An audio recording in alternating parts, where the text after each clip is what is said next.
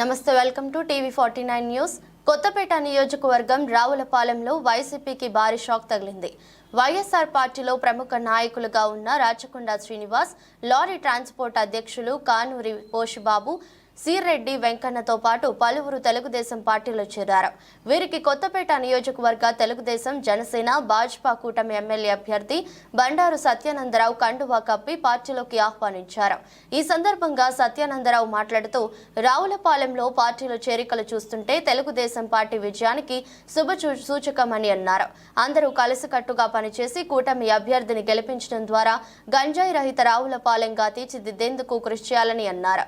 Janasena, BJP party శ్రేణులను సమన్వయం చేసుకుంటూ ఎమ్మెల్యేగా నన్ను, ఎంపీగా గంటి హరీష్ గెలుపు కోసం కృషి చేయాలని సత్యానందరావు తెలిపారు.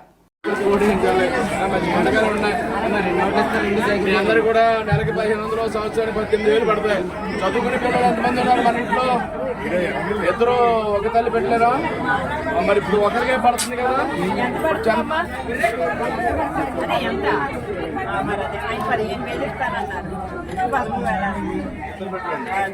ఇప్పుడు ఒక్కరికి వచ్చింది, ఇద్దరు కూడా 15,000, 30,000 వస్తాయి.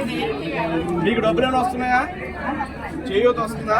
అంటే 40 సంవత్సరం దాటిన తర్వాత. ఇప్పుడు మీకెంత అమ్మ వయసు?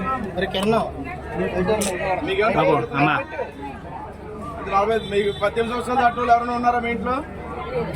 ఎవరు? చాలా సంతోషంగా ఉంది.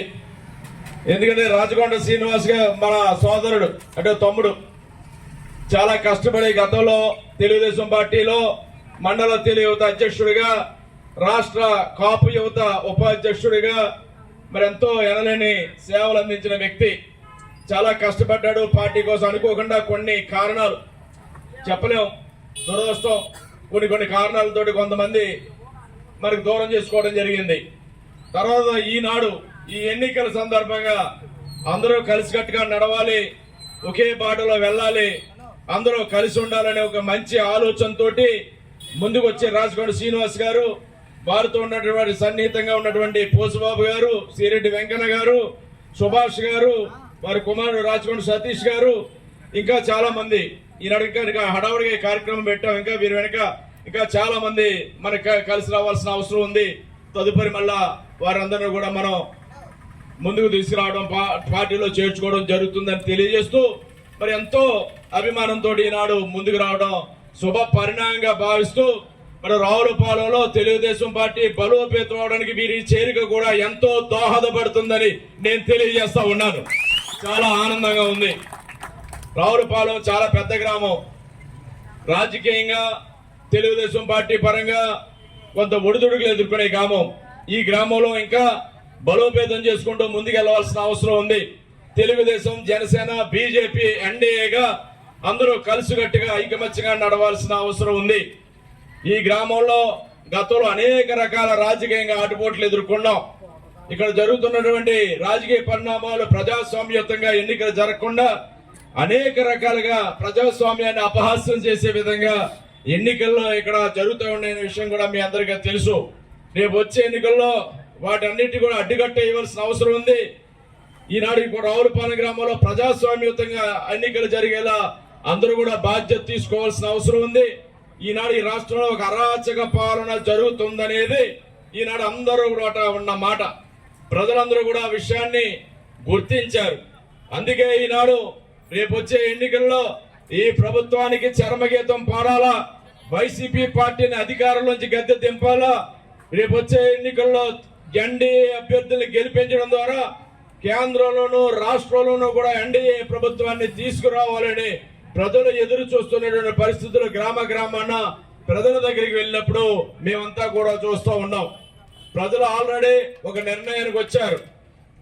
ఈ ప్రభుత్వం ఇంకా ఉండకూడదు. ఒక్క ఛాన్స్ తోటే ఇంత సర్వనాశనం అయింది రాష్ట్రం. మరొక ఛాన్స్ పొరపాటును కూడా ఈ యొక్క వైసీపీ పార్టీకి ఇవ్వకూడదని ఈనాడు అందరూ కూడా కోరుకుంటా ఉన్నారు. అందరికీ కూడా హృదయపూర్వక నమస్కారం తెలుపుకుంటున్నాను.